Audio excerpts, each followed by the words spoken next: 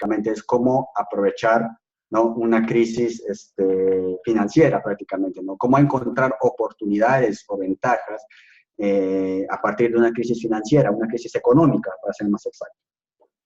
Entonces, antes que nada, primero, obviamente, para entender un poco el contexto de todo esto, vamos a definir lo que es primero un ciclo económico. ¿Qué viene a ser un ciclo económico? Para entender a grandes rasgos, muy simple, ¿no?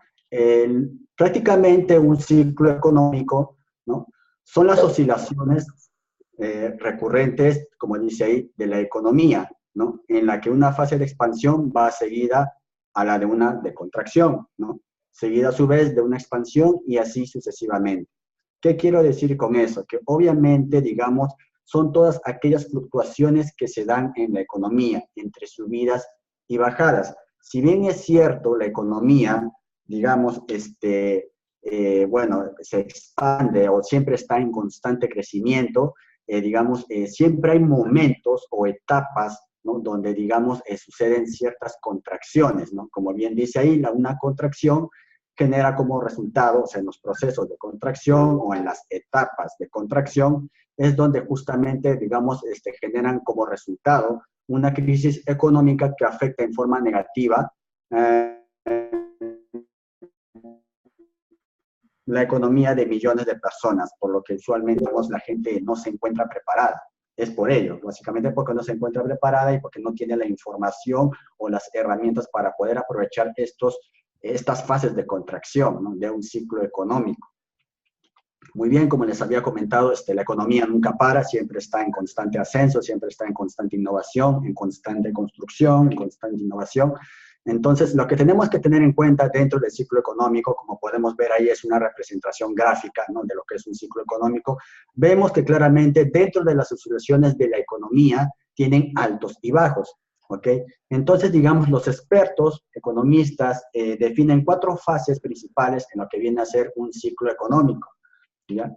Una primera fase, ¿no?, que justamente vamos a recalcar el de hoy, es justamente la etapa de depresión, ¿ya?, que lo podemos ubicar claramente ahí, ¿no? ¿Qué queremos decir con esto de la depresión? Bueno, lógicamente es el periodo o la etapa o la fase donde prácticamente toda la economía se estanca, ¿no?, donde prácticamente se frena, digamos, la actividad económica, digamos, las bolsas no funcionan bien, se para la actividad productiva de un país, ¿no?, y por lo tanto hay estancamiento, ¿no? Entonces, esa es una etapa conocida como depresión, ¿no? Después tenemos, ¿no?, como punto, a ver, un ratito, allá, como punto número 2, ¿ok?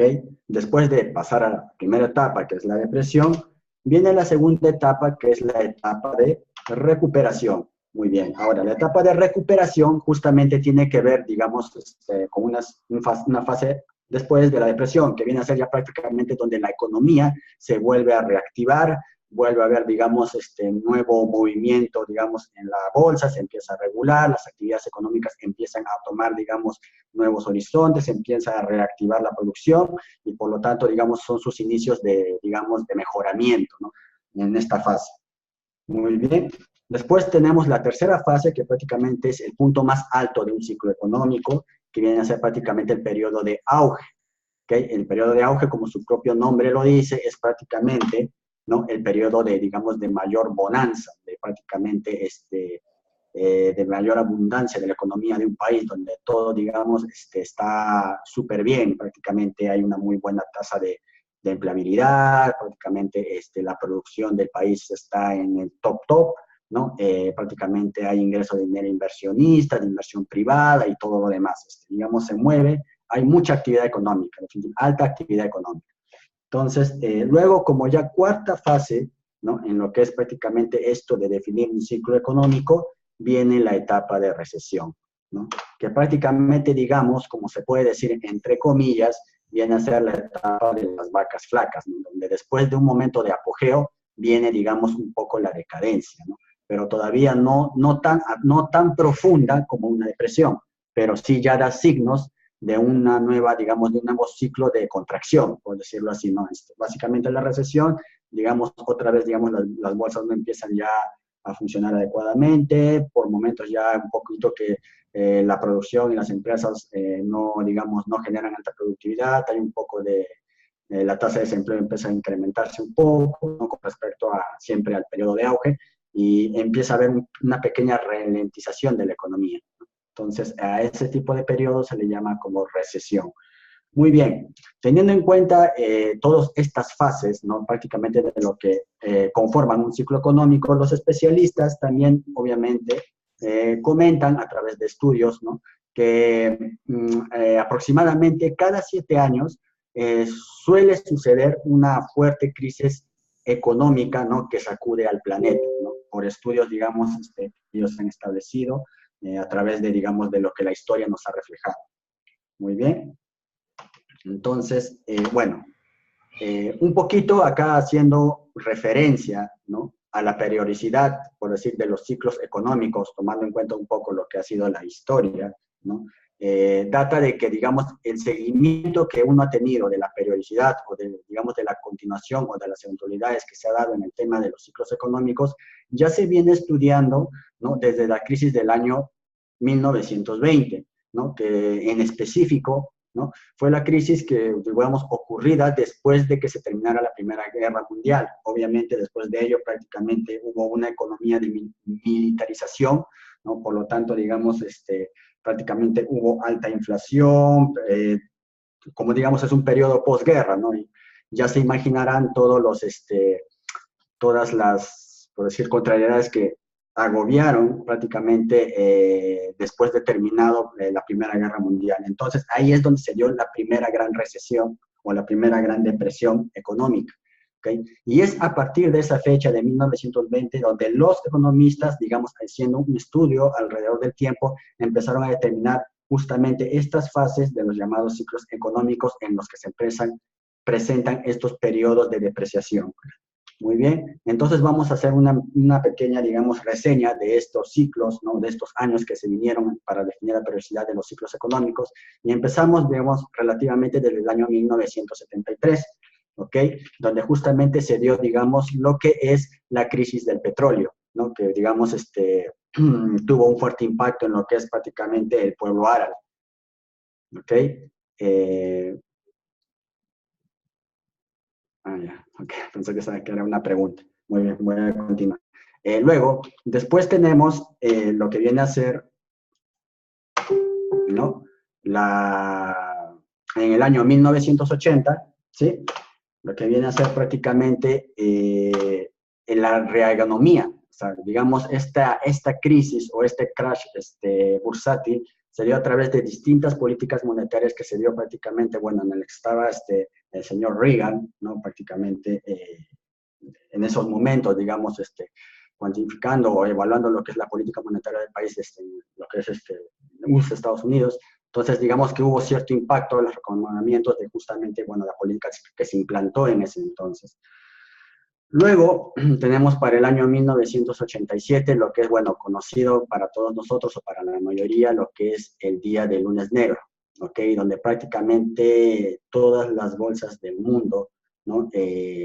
Tuvieron una gran caída, ¿ok? Estrepitosa, ¿no? Empezando, digamos, desde Hong Kong, después se trasladó a Europa para finalmente, digamos, acabar en Estados Unidos, donde prácticamente la Dow Jones, por esa eventualidad, digamos, perdió aproximadamente 580 puntos en caída, ¿no? De lo que es de la bolsa. ¿Ok? Luego, tenemos para el año 1994 lo que viene a ser, digamos, el efecto tequila, ¿no? Que obviamente fue la crisis mexicana que sucedió, bueno, justamente en ese año, cuando, digamos, el presidente actual de ese entonces, quien era Carlos Salinas, emitió bonos mexicanos prácticamente de intereses de corto plazo, ¿no? ¿Ok? Y bueno, en consecuencia a ello es que sucedió justamente esta eventualidad, por decirlo así, ¿no? Luego tenemos el del año 2001, que viene a ser justamente la crisis de la burbuja.com, ¿no? Justamente donde inicia el boom de la tecnología, el boom de la internet, donde prácticamente, bueno, todas estas empresas empezaron a hacer el apogeo, y debido a su rápida aceleración, ¿no? O crecimiento, las personas empezaron a invertir en estas empresas, en la cual, digamos, se crea una tremenda burbuja, ¿no? Y después de un cierto instante, prácticamente algunas empresas empezaron a caer, ¿no? Y es por ello que prácticamente, pues, sucedió esta gran depresión, ¿no? En el año 2001, ¿no? Conocido como la burbuja.com. Y luego tenemos, bueno, de lo último ya prácticamente para el año 2008, lo que es justamente, bueno, creo que el evento más recordado por todos nosotros, ¿no? Y que, bueno, algunos hemos, digamos, visto en las noticias también, es el tema de la crisis inmobiliaria, ¿no? Que justamente tiene que ver con el cierre, por ejemplo, de la firma Lehman Brothers, ¿no? Que básicamente tiene que ver con un instrumento importante, ¿no? De lo que es los CDOs o CDOs, ¿ok? Para que más o menos entiendan a lo que me refiero con respecto al tema de las crisis inmobiliarias que sucedieron en Estados Unidos, okay, sería bueno que vieran esta película, bueno, que se llama La Gran Apuesta, o creo que es The Big Short, creo que está en inglés. Es muy, muy buena, hace muy buena referencia con respecto a lo que verdaderamente, los verdaderos factores que llevaron prácticamente a esta crisis inmobiliaria del año 2008. Bien, entonces, a ver, ahí. Efectivamente se dio cada 7 años. Por eso es que dicen que los especialistas, digamos, estaban esperando la próxima crisis económica más o menos a mediados del 2015, ¿ok? Si fue el 2008, lo último hubiera sido el 2015. Por eso es que dicen que estamos un poco retrasados con eso del tema de la crisis económica que ya debería haber llegado. ¿Ok? Entonces la pregunta del millón es, ¿no?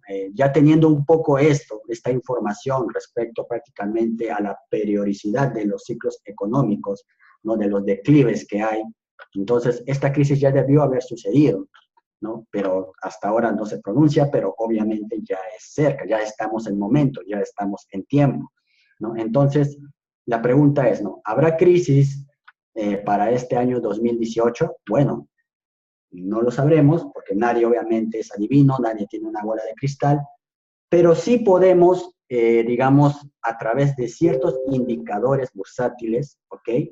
Poder tratar de predecir si estamos ya en condiciones de decir que estamos a puertas de prácticamente la próxima crisis económica financiera.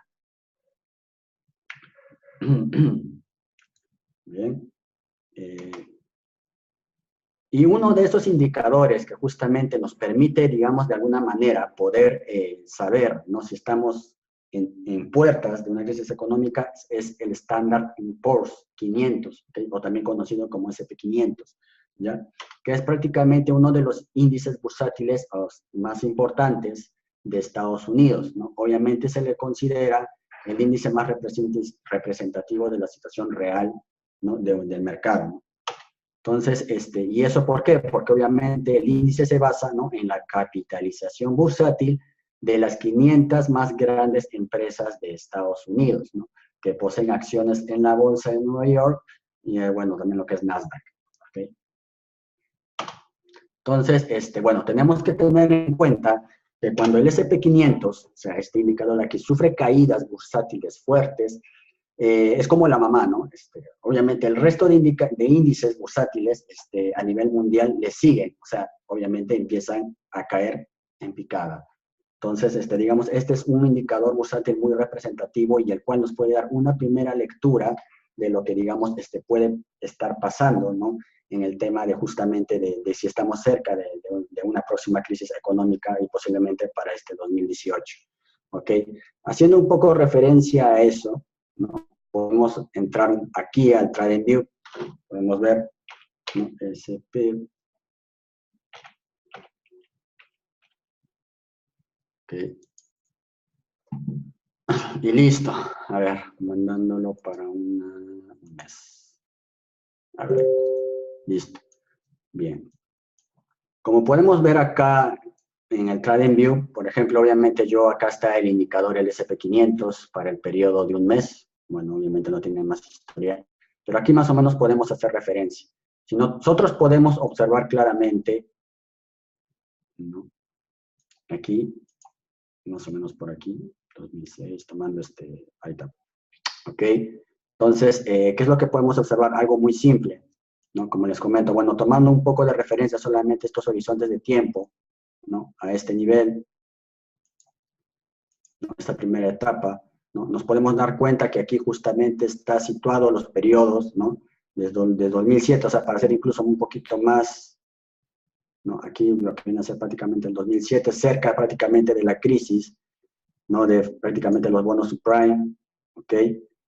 ¿No? Más o menos para sentarnos ahí, ¿no? ¿Ok? Entonces, ¿qué es lo que podemos observar? Algo muy simple, obviamente, bueno, venimos de un movimiento alcista, y justamente a todos estos grandes retrocesos que suceden después de un movimiento alcista, se conoce prácticamente como, bueno, pues el crash bursátil, ¿no? Que en este caso se dio en el 2008, exactamente, justamente que tiene que ver con el tema de los bonos subprime, ¿ok? Entonces, teniendo en cuenta en eso, sabiendo reflejo de esto, de lo que fue prácticamente ese fenómeno, podemos darnos cuenta, ¿no? Que obviamente no todo lo que sube siempre va a estar subiendo, ¿no? Porque en algún momento tiene que bajar. Nos damos cuenta que el ángulo de inclinación, ¿no? Aproximada de tendencia, ¿no?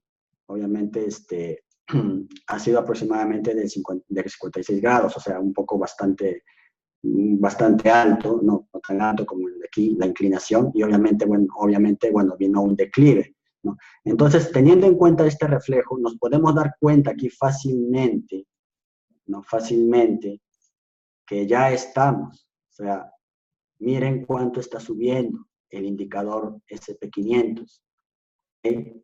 Prácticamente no para de tener un movimiento alcista, incluso acá, bueno, ya se está dando una pequeña corrección, ¿no? Eso quiere decir que en algún momento esto ya va a tener que bajar.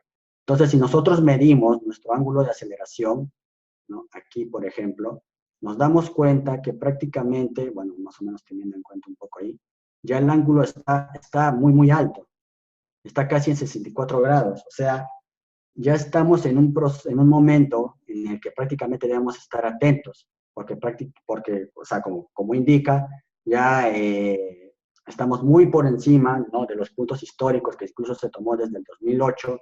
Entonces, esta es una señal de estar alertas de que prácticamente la crisis económica está cerca, ¿no? Como lo pueden ver aquí claramente por los ángulos de inclinación de aceleración de las tendencias.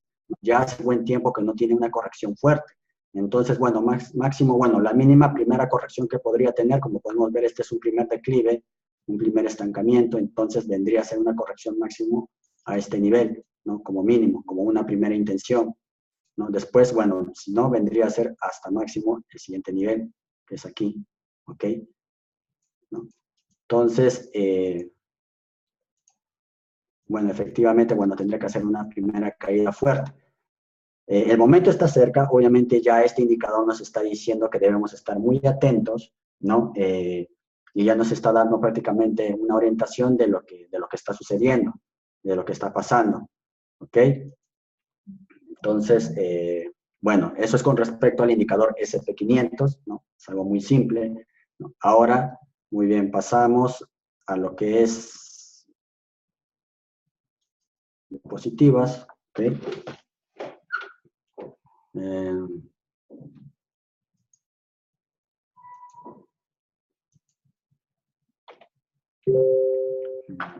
Conectar presentación en Office. Ya, no sé por qué no puedo acceder. No me permite.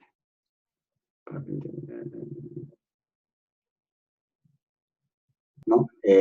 Analizando lo que es el índice bursátil del SP500, como pueden darse cuenta, bueno, también podríamos tener en observación otros indicadores importantes, ¿ok?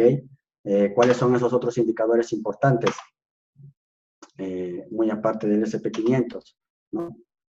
Justamente uno es el VIX, ¿no? Que se le conoce justamente como el índice de volatilidad de mercados de opciones put de Chicago, ¿ok? Bueno, ¿qué son las opciones put? Básicamente, bueno, son como seguros, como una bolsa de seguros que funcionan cuando obviamente las bolsas están en caída, ¿no? Y que básicamente su misión es minimizar las pérdidas si las bolsas bajan, ¿no?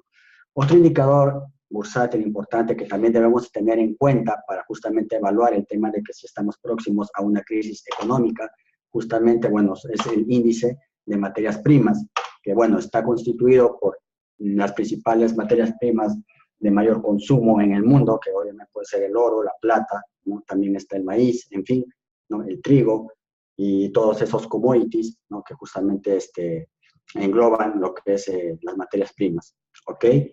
Entonces,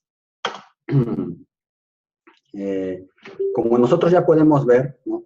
Un posible escenario para un crash bursátil, ¿ok?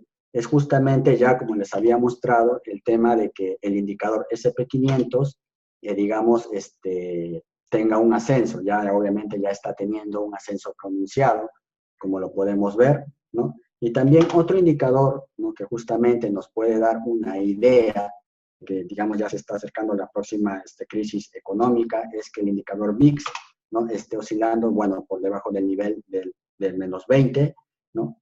De intensidad, pero incluso con estos datos no podemos predecir una crisis todavía, ¿no?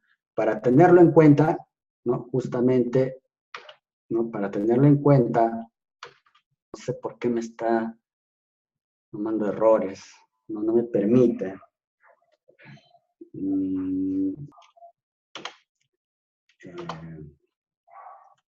Uno de ellos es justamente, bueno, el tema de invertir acciones en la bolsa, ¿no? Es una de las recomendaciones que se hace, ¿no? Por ejemplo, bueno, en eso, ¿cuáles son las observaciones que yo tengo que darles en cuenta, ¿no? No invertir dinero que necesites en más de 5 años, ¿no? Como todo. Bueno, obviamente es un dinero que ya tú tienes que estar destinado prácticamente al tema de inversión y que de alguna manera no puede afectar en cierto punto tu canasta familiar, porque así, bueno, en el tema de inversiones, como todos sabemos, es un dinero que ya está destinado con condiciones de repente de saber o asumir que lo puedes perder, ¿no?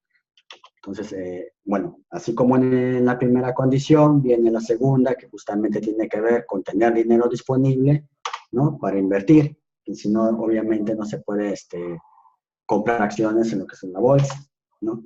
Lo que yo os recomiendo en todo caso es que, por ejemplo, del 100%, ¿no? Del dinero que se destina a invertir, bueno, se tenga un 40%, ¿no? Justamente destinado a la inversión en las acciones, en distintas empresas que ahorita vamos a mencionar, ¿no? Y bueno, un 60% que obviamente tengan de capital disponible, o sea, que tengan de liquidez, ¿no? Para cualquier eventualidad, lógicamente, ¿no?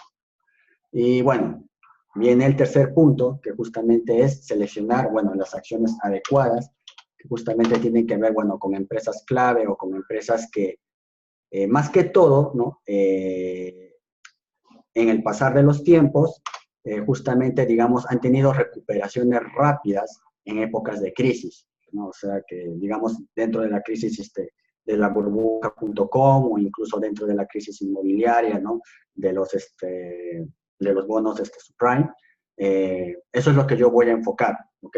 Digamos, voy a dar las recomendaciones de esas empresas que durante el tiempo han sabido recuperarse, ¿no? De manera rápida en estas épocas de crisis. ¿Ok? Bueno, una de esas tantas empresas, por ejemplo, es Tata, ¿no? Que, bueno, sus siglas, obviamente, en el índice de la bolsa se le conoce como TTM, ¿no? Fue fundada en 1945, básicamente, ¿no? La industria es de automoción, obviamente industria automotriz. Bueno, su fundador, como pueden ver, es N. Chandrasekaran, no sé cómo se pronuncia verdaderamente, es algo nuevo para mí. Disculpen más bien la traducción. Bueno, ¿qué es lo que podemos sacar de esto? Lógicamente, bueno, esta empresa se sostenió mucho en el tema justamente del declive, cuando hubo obviamente el impacto de la burbuja inmobiliaria, ¿no? Para las fechas 10 del 3 del 2009, digamos, su bono por acción se redujo a un valor tal que valía $3 por acción. Eso prácticamente incursionó en un declive de casi un 84%. ¿Ok? Y luego, después de 13 meses, ¿no? Que ya más o menos haciendo cuentas, no tuvo una recuperación, que sacando los números sería aproximadamente a la fecha del 22 de 4 del 2010, prácticamente un incremento por acción de $19, ¿no? Lo cual prácticamente en porcentaje a nosotros nos dice que ha tenido un incremento del 540% en tan solo un periodo de 13 meses, ¿no? Entonces, ya. Luego tenemos, bueno, la otra empresa, ¿no? Que también es muy conocida por muchos, que justamente es 3M, ¿no? Obviamente su número de índices en bolsa se le conoce como MMM, lo pueden buscar así. La fundación, bueno, data de 1902, obviamente, bueno, el rubro, la industria, la cual es de químicos y varios, ¿no? Bueno, ahí tenemos datos sobre el fundador, ¿no?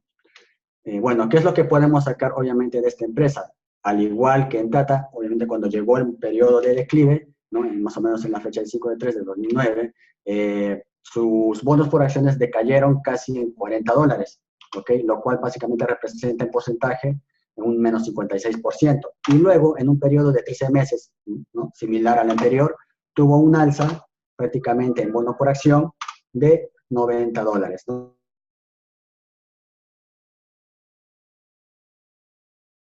Digamos, ha tenido una repercusión positiva en lo que es justamente después de una crisis económica. Por eso es, digamos, tenerlo en cuenta justamente dentro de nuestra cartera de inversión. Okay. La otra empresa, bueno, no vale, digamos, ya es conocida por muchos, por varios, justamente es Coca-Cola, ¿ok? Bueno, data, ¿no? De la Superior Fundación fue en el año 1886, ya todos sabemos que es el rubro al cual se dedica es la industria de bebidas, ¿no? Bueno, su índice o, digamos, la nomenclatura en la cual nosotros la podemos ubicar, ¿no? En la bolsa se conoce como KO, ¿ok? Bueno, ahí tenemos datos sobre el fundador, James Kinsey, ¿ok? ¿No? Y bueno, ¿qué es lo que podemos reflejar de ellos? Obviamente cuando hubo el periodo de crisis, ¿no? Cuando hubo el periodo de crisis,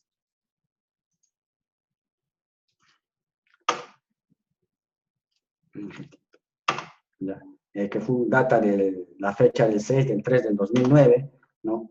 Digamos, el valor de sus acciones cayeron cerca de los $18, ¿ok? Eso más o menos da una retracción de un 36%. Y bueno, después de pasar un periodo de 9 meses, ¿no? Justamente tuvo un alza, ¿no?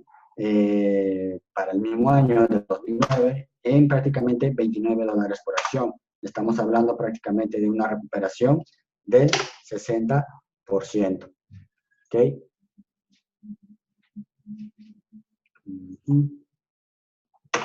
Muy bien. Luego, lo que tenemos es, bueno, esta manzanita ya la conocen todos, justamente es la empresa Apple, ¿no? Que, bueno, en su índice Nasdaq se le conoce como AAPL, ¿no? Fue fundada en 1976, el rubro está dado dentro de la industria electrónica, ¿no? Bueno, ahorita el CEO y, digamos, Steve Cook, ¿no? ¿Okay? ¿Qué es lo que podemos nosotros ver en el tema de esta empresa? Al igual que los otros tres anteriores, tenemos que prácticamente en el periodo de recesión o de depresión de lo que fue justamente los bonos, digamos, tuvo una decaída de $11 por acción, que prácticamente eso representó en una bajada del 56%, ¿no? Y luego de un periodo de 9 meses, ¿no? Tuvo una subida, ¿no? Aproximada de $25 por acción, lo cual eso representa un porcentaje de incremento de más del 130%, ¿no? Luego, bueno, tenemos otra empresa que también, digamos, recomiendo, ¿no? Tal vez para, como dicen, incluirlos dentro de su cartera o su portafolio de inversión, si es que desean, digamos, invertir en bolsa, lo que es justamente la empresa Amazon, ¿no? En su índice Nasdaq lo pueden buscar como AMNZ, ¿ok? ¿No? Su fundación data de 1994, ¿no?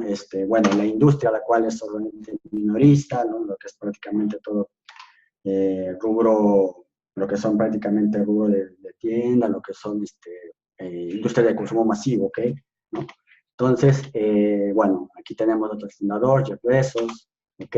¿No? Al igual que los demás, bueno, pues podemos dar data de que justamente en el periodo de crisis, ¿no? Prácticamente el valor de sus acciones decayeron en $34, ¿no? Por debajo, prácticamente representa un porcentaje del 62%, ¿no? Y bueno, luego de un periodo de 8 meses, tuvo un repunte, ¿no? Prácticamente en valorizarse en $93 por acción, lo cual eso representa prácticamente un incremento del 173%, ¿no? Luego tenemos otra compañía, ¿no? Que data, digamos, es una banquera, un banco de Canadá, ¿okay? Que fue fundada en 1955, ¿no? TID. Entonces, bueno, aquí tenemos datos del fundador, Bharat Maharani, que es prácticamente un banco canadiense, ¿ok? Bueno, como podemos dar data y nos indican los números, justamente en el periodo de recesión, ¿no? Digamos, los valores de las acciones de prácticamente esta empresa cayeron en $12, ¿no? Que más o menos eso representa un porcentaje del 50%, ¿no? Y, digamos, en un periodo de 6 meses tuvieron una rápida recuperación, ¿no? Prácticamente $31, ahora valorizado en $31 por acción, que eso representa más o menos con respecto al anterior un porcentaje de incremento del 140%, ¿no? Bueno, luego tenemos la industria Western Manager, ¿no? Ahí tenemos obviamente su indicador en lo que es en los índices de bolsa, que se conoce como WM, que fue fundada en 1971. Bueno, la industria está enfocada justamente en lo que es gestión de residuos, ¿no? Aquí tenemos obviamente datos sobre su fundador, James Fish, ¿ok? Bueno, al igual que los anteriores, ¿no? Tenemos que, digamos, en las épocas donde hubo justamente la crisis económica, sus valores por acción decayeron a prácticamente por debajo de los $22, eso incrementándose prácticamente en una reducción del 33%, ¿no? Luego de un periodo de 8 meses, ¿no? Digamos, hubo un aumento muy rápido, acelerado, ¿no? De prácticamente de $33 por acción, ¿no? Lo cual representa un incremento del 50%, ¿ok? ¿No? Luego tenemos otra empresa conocida como P&G, ¿no? O Procter & Gamble, ¿ok? Bueno, ahí tenemos su índice, su indicador o su índice, como se le busca prácticamente en la bolsa, ¿no? PG, ¿ok?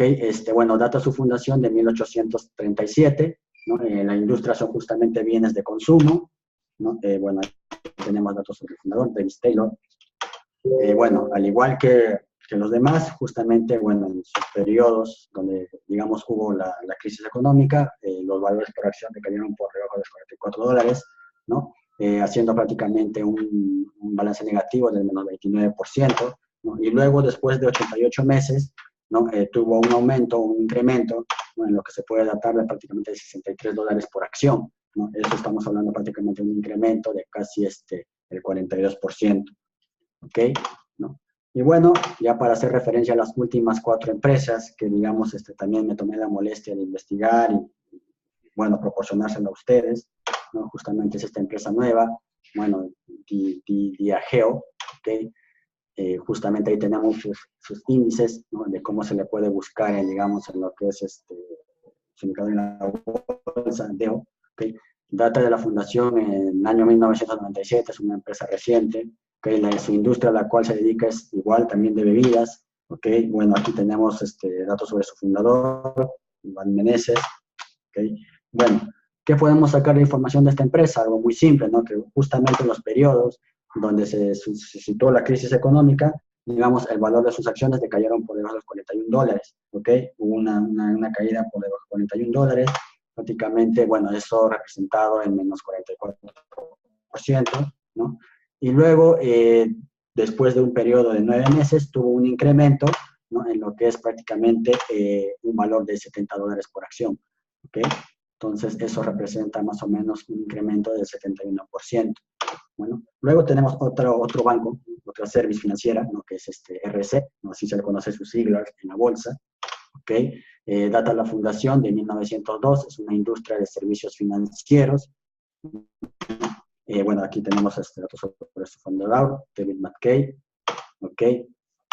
Bueno, los números nos indican que prácticamente, bueno, en el periodo de crisis, el valor de sus acciones cayeron por debajo de los $20, ¿no? Eso más o menos representa en un menos 60%, ¿no? De sus acciones. Bueno, después de un periodo de 6 meses, lógicamente tuvo un incremento, ¿no? En lo que es ya un valor de $49 por acción, ¿no? Lo que representa un incremento del 140%. Luego tenemos, bueno, esta empresa que también es muy conocida por muchos, justamente es Netflix, ¿ok? Bueno, ahí tenemos su índice en Nasdaq, como se le puede buscar, ¿ok? ¿No? La Fundación Data también es una empresa reciente de 1997, bueno, la industria es básicamente streaming, lo que es esta industria del entretenimiento, ¿ok? Entonces, bueno, justamente aquí tenemos al fundador, ¿no? Reed Hastings, ¿ok? Bueno, igualmente podemos datar los números de que en los periodos donde justamente hubo la crisis económica, los valores de las acciones cayeron en 2.5, eso en representaciones hace una valoración de menos 56% para Netflix, ¿no? Pero que después de un periodo rápido de 5 meses tuvo una recuperación, ¿no? De prácticamente un 5.9 dólares por acción. Eso representa prácticamente un 129% en incremento. ¿Ok? Muy bien. Luego, bueno, la última empresa que, bueno, está dentro de la lista de las que les recomiendo en tema de inversiones, más que todo como protección, si es que alguno quiere invertir en acciones, que es esta empresa, bueno, esa me la conocen todos, McDonald's, ¿ok? ¿No? Entonces, bueno, la fundación data la compañía de 1940, ¿no? Obviamente es la industria, el rubro de los restaurantes, ¿no? Bueno, acá tenemos sobre su fundador. Bueno, que podemos ver, al igual que los demás, justamente, bueno, en los periodos de crisis, prácticamente las acciones de McDonald's, bueno, cayeron por debajo de 45 dólares, eso representando prácticamente un bajón del menos 27% de valor de las acciones, ¿no? Y luego, inmediatamente, en un periodo no mayor de 2 meses, hubo prácticamente una recuperación, ¿no? En un valor por acción de 63 dólares, lo que prácticamente representa un incremento en el 40%. Entonces, bueno, eso es justamente, digamos, dado a reducir un poco como sugerencia, tal vez las posibles empresas que ustedes pueden tomar en el tema de querer invertir en acciones, ya data un poco por la historia, ¿no? Y también, digamos, por la distinta resistencia que ha tenido a las distintas y diversas crisis económicas que han sobrepasado, ¿no? Y eso dan como fuerte escudo y respaldo justamente, digamos, al dinero, al dinero ahorrado que ustedes tienen, ¿no? Bueno, otro punto que obviamente también recomiendo invertir, y creo que eso es sabido por todos, la mayoría, es en el tema de metales preciosos para poder obviamente cubrir nuestro dinero, ¿no? Bien está sabido que en épocas de inestabilidad económica, ¿no? Cuando la moneda pierde su valor, los metales preciosos conservan lógicamente el suyo, incluso se aprecian, ¿no? Y es porque tienen un valor inherente en sí mismos. ¿Okay? Básicamente, bueno, los metales más representativos, en este caso, preciosos más representativos, es el oro y la plata, ¿ok? Bueno, data de que, ¿por qué esto? ¿No? ¿Por qué razón? Porque básicamente, pues, el oro es dinero real, dinero verdadero, tiene un valor intrínseco, eso quiere decir que, por ejemplo, si tú, digamos, cada parte de un gramaje del oro tiene un valor, ¿ok? Tiene un valor, tiene una representación monetaria. Entonces, eso es lo que hace que digamos, tenga alta cotización. Obviamente, otro punto importante como protección es porque prácticamente es inmune a la inflación, no lo afecta, ¿no? Bueno, su valor nunca se hace cero, ¿no? No como un papel moneda, que justamente puede ser el papel local o alguna divisa extranjera, ¿ok? No es afectada, a raíz de eso, no es afectado por la crisis, justamente como respaldo, como refugio, justamente para cubrir nuestros ahorros, ¿no? Y obviamente es un recurso finito, ¿no? Bueno, eso tomándolo en consideración con nuestro amigo el dólar, o con cualquier, digamos, moneda o divisa, sea nacional o extranjera, ¿no? Tipo papel, bueno, tenemos que sacar la conclusión de que simplemente es papel, ¿no? Como tal, bueno, se deteriora, no cuenta con algún tipo de respaldo físico, ¿no? Y de alguna manera puede ser impreso cuantas veces sea necesario, ¿ok? O sea, no es un recurso finito, ¿no? Pero a consecuencia de ello es por lo que se devalúa continuamente, ¿no? Y es lo que prácticamente está sujeto al proceso de inflación. En pocas palabras, para mí, vamos a entrar en una época de que esto es una burbuja, porque, digamos, la Reserva Federal no deja de imprimir dólares y dólares y dólares, y es por eso que, bueno, pues, obviamente el próximo colapso económico está cerca. Entonces, bueno, yo recomiendo 3 formas de invertir, sea en oro o sea en plata, ¿no? Okay. Una de ellas es, lógicamente, adquirir el metal físicamente. Bueno, bueno, eso no es tanto por hacer propaganda.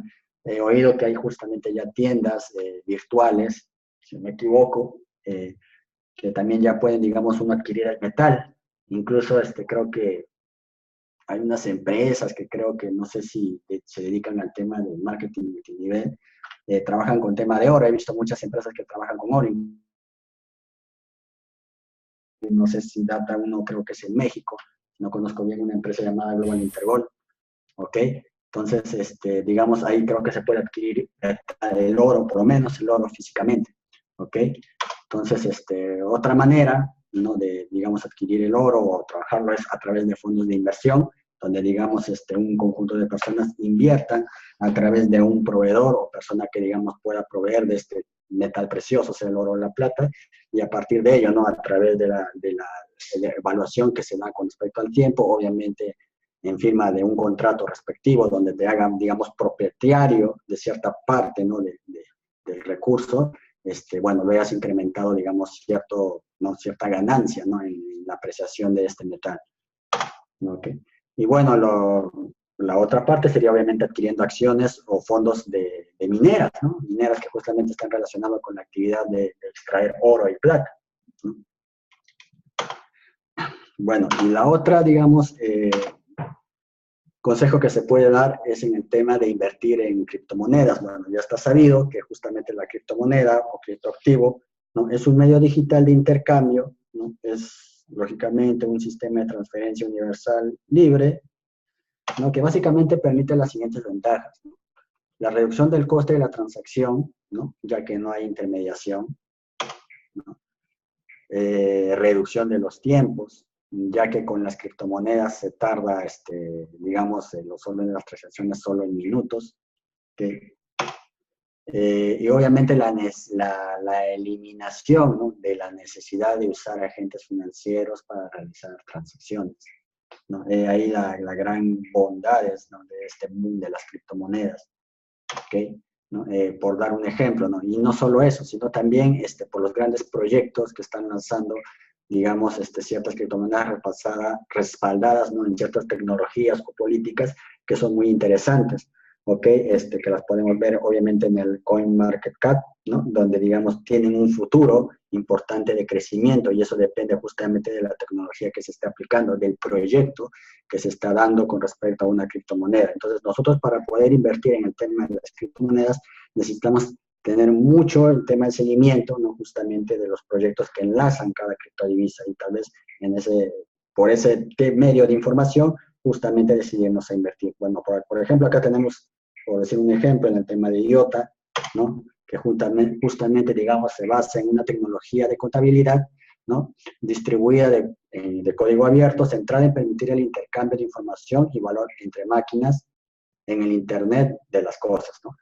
Obviamente la principal innovación detrás del IOTA es el Tangle, ¿no?, un nuevo y revolucionario libro de contabilidad distribuido sin bloques, que es escalable, liviano, y que por primera vez, ¿no?, permite transferir valor sin ningún costo. Entonces, viendo ese tipo de política, o sea, viendo ese tipo de propuesta que tiene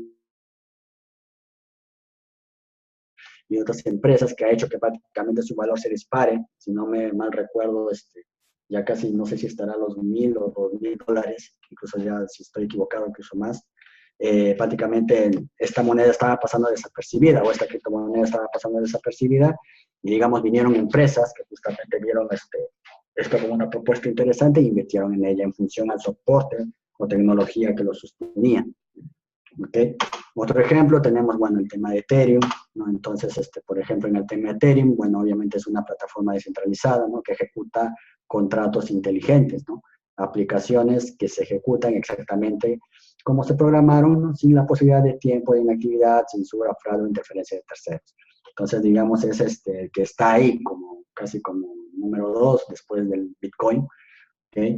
Y bueno, pues lógicamente, bueno, es una criptomoneda de la cual también, bueno, uno puede echar mano para poder invertir, ¿no? El tema del Ethereum, básicamente por la tecnología de contratos inteligentes. Y después, bueno, también como un tercer ejemplo, tenemos el Stellar, que, bueno, es una plataforma que conecta bancos, ¿no?, sistemas de pagos y personas, ¿no? Justamente integra para mover dinero de manera rápida y confiable y sin costo alguno. Y justamente por este proyecto, que está relacionado con un poco el tema de los bancos, sistemas de pago, entonces tiene futuro de que esta moneda pueda tener alta valoración en el tiempo, y bueno, es un proyecto importante al cual uno puede invertir, ¿no? Entonces, Bueno, básicamente eso sería todo por el día de ahora o de hoy, ¿no? Bueno, hasta aquí termina la presentación de hoy. Bueno, muchas gracias por su atención. Más bien, disculpen de repente por algunas fallas. Por eso, justamente por el que, de que el VIX está por debajo del 20%, podemos estar tranquilos, pero si empieza a superar, obviamente puede ser que ya se esté dando el próximo crash bursátil, ¿no? Como pueden ver acá, bueno, tenemos el indicador SP500, ya creo que se ha quedado claro la idea. Como pueden ver, justamente el tema del ángulo de aceleración, ¿no? Okay, que ya está bastante pronunciado, bastante elevado, ¿no? Que obviamente ya nos pone en alerta, ¿no? Entonces, bueno, el otro indicador que quería ver era el VIX. Y van a ver un poco la correlación que hay ahí. Me permite.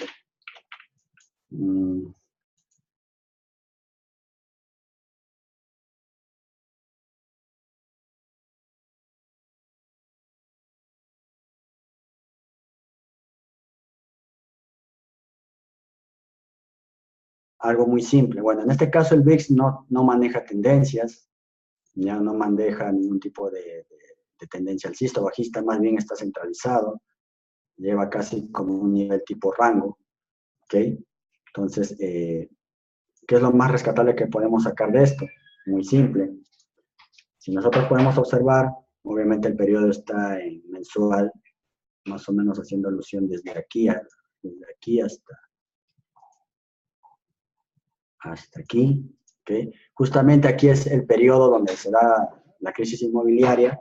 Lo que podemos observar, obviamente el índice de volatilidad justamente es el índice del miedo, donde obviamente, digamos, se le conoce así, porque cuando sucede la crisis, lógicamente, bueno, este tipo de movimiento, índice, obviamente empieza a haber, digamos, apogeo, y obviamente, bueno, empieza a haber como se dice, pánico entre la gente, y por lo tanto este índice es reverso a lo que es, digamos, el índice de pánico se ve sobre la subida de las velas, ¿no? Para luego retraerse, ¿ok?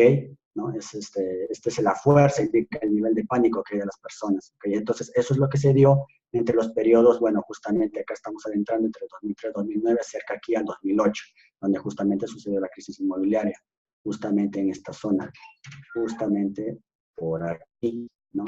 Entonces, haciendo referencia a eso, ahora, ¿qué es lo que podemos ver con respecto a esto? ¿No? Si yo tomo el valor acá, ¿ok?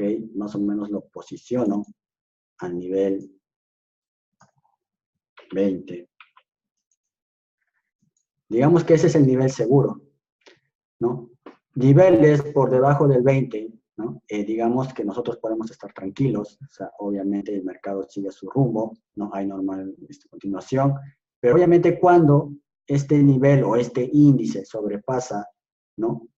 El valor de 20, obviamente, y se da una alta volatilidad, o sea, después de que ya lo rompe o sobrepasa, nosotros debemos estar atentos porque posiblemente ya estamos ante el inicio de, digamos, la apertura de prácticamente la caída de las bolsas, en fin, no todo lo que repercute en la crisis económica. Entonces, como podemos ver acá, ¿no? Ya se está dando, bueno, una alerta, ¿no? Ya se está cerca todavía del nivel 20, no lo ha sobrepasado. Y no solo eso, si nosotros podemos observar bien, ¿no? Aquí, ¿no? Vemos que prácticamente ya está con respecto a la crisis del 2008, está casi al mismo nivel, ya está tocado niveles bajos en donde prácticamente el mercado ha empezado a regresar. O bueno, en este caso el índice, este índice de aquí, este índice de pánico ha empezado a regresar, ha empezado a volverse, digamos, a elevarse. Entonces, bueno, eso es lo mismo que nosotros podemos ver acá. Es lo mismo que podemos ver acá. ¿Ok?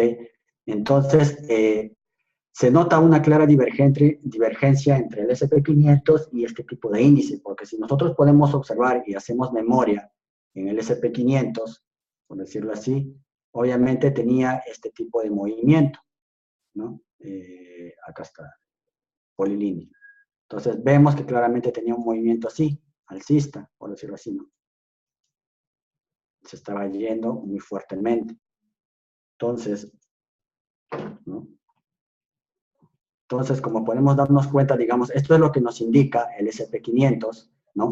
Y acá, digamos, este índice, el VIX, ya nos está indicando prácticamente una posición contraria. Si podemos ver, hay una clara divergencia. Incluso si nosotros observamos y hacemos memoria durante el periodo de la crisis inmobiliaria del 2008, vemos claramente, y si recordamos, cómo prácticamente el movimiento se dio de esta forma también.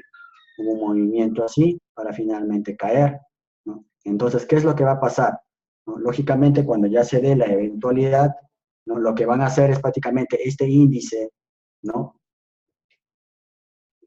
Va a tratar de buscar, ¿no? Va a ascender, va a tratar de buscar, mientras este de aquí, lo que es el SP500, va a tratar de caer. Entonces ahí es cuando obviamente se va a empezar a dar el crash bursátil. Cuando ya supere el 20, ¿no? Y obviamente se da este tipo de velas o este tipo de movimientos fuertes, velas intensas que superan prácticamente ya el 20, entonces posiblemente ya estamos ante una caída, ante una posible recesión, ¿no? Y por lo tanto, depresión económica. Entonces, esa es la correlación que quería hacerles mostrar con respecto al SP500 y el indicador VIX, ¿ok?